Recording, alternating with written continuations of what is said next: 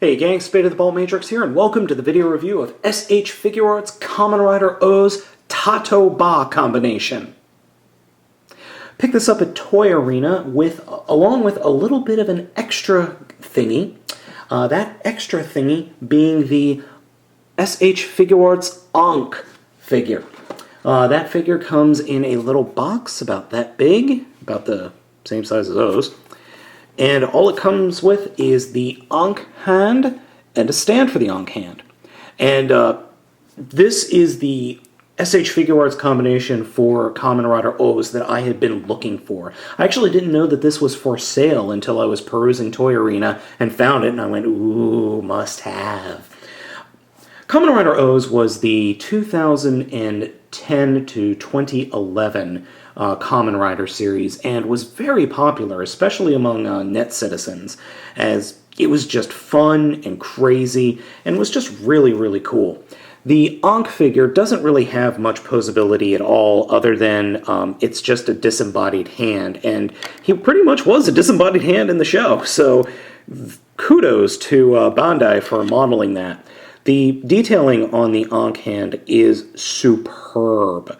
I mean, it's really, really good and really, really nice. So we'll put him off to the side for right now because we're done talking about Ahnk. Now we need to get into O's proper. As I said, this is the TaToBa combination of eagle, tiger, and grasshopper. And this is the starter form for the series. Typical S.H. Figuarts posability goodness with just one minor problem. Which I will get into in a second. As you can see, there is nice coloring, but the back of the figure is very plain, something that I don't really care for. The back of the figure really doesn't have any detailing to it whatsoever, other than a little bit of green and a little bit of yellow and just a tiny bit of red. Some of the other combos have a lot more detailing in the back. Yeah, as you can see, he comes with the full O's buckler, or belt, and he is exactly what the O's TaToBa combination should be. So let's go ahead and take a look at the accessories. And here we have the accessories that come with O's. We've got the tiger claws that are deployed, splayed hands, grab hands, and then one hand used for the scanner. And then the sword, which he actually didn't use all that often in the show. So what do all these things look like on the figure? Well, let's take a look. Adding the accessories to O's is pretty easy. First, you'll grab the hand, pop it off, and it's a nice sturdy ball joint that things pop on and off of easily. Now note, there is a certain way that they have to go on because of a little peg right there at the top. It's a flattened area, so you just kind of have to squeeze and wiggle it on. And then when that gets added, I like to use the splayed hands because you can get a really nice, cool-looking pose with the splayed hands. So we'll do the same thing over here. I think you will agree that this is a good looking pose. However, there is a really big issue here, and I will talk about that now, apparently. You see, the O's S.H. Figuart figures have great posability, but there is one major issue that I have, and that is the ankles. The ankles on these figures, and I'm not the only one to find this, the ankles on these figures have much more limited range of movements than other S.H. Figuart figures. For some reason, Bandai decided to add this bulk of plastic right here above the ankle, and it severely limits the posability. Also, my O's figure has an exceptionally very loose hip. This joint on both legs is very loose compared to my other S.H. Figuart figures. And I've got a couple. I've got, I've got 6 others, and it's just very, very loose compared to those guys. But this is a very good pose if you could get him to stand.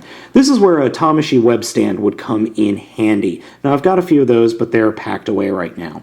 So there are some other modes and gimmicks that we can do here, so let's go ahead and do those as well. And here we have the other types of hands in action. The left hand, as you can see, is holding the sword, and there is a right hand that can do that.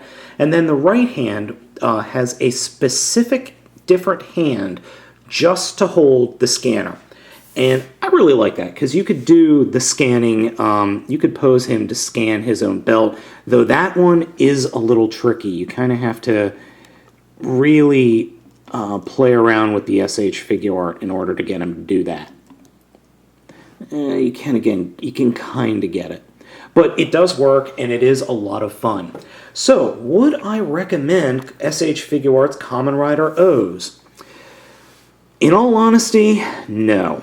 I can't recommend this guy for the price that he is currently going for.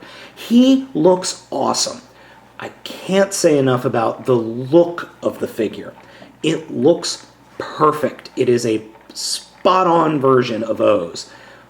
But there are just too many issues with this figure. All of the joints below the torso are loose. The problem with the ankles and a somewhat lack of good accessories really make this guy hard to recommend. Now, that being said, if you've got a Tamashii web stand that you can buy one pack of 3 stands and you like O's, then get this one.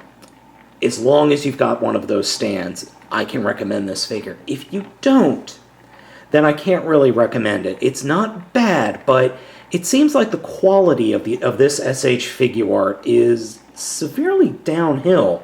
Because I don't know if you've noticed, but there's also a lot of flashing on this figure. And what do I mean by flashing? Well, this is what I mean by flashing. It's a modeling term. It's the part of the runner that the piece of plastic was clipped from. There's a little part of the runner left, and that's all over this figure. Now, yes, it's on the parts that you're most likely not going to see, but it's just everywhere. And maybe that's just a lack of quality control. But then again, like I said, I can't recommend this guy singularly. But if you've got a Tamashii web stand kit, then you might want to consider picking this up, but only if you're an O's fan.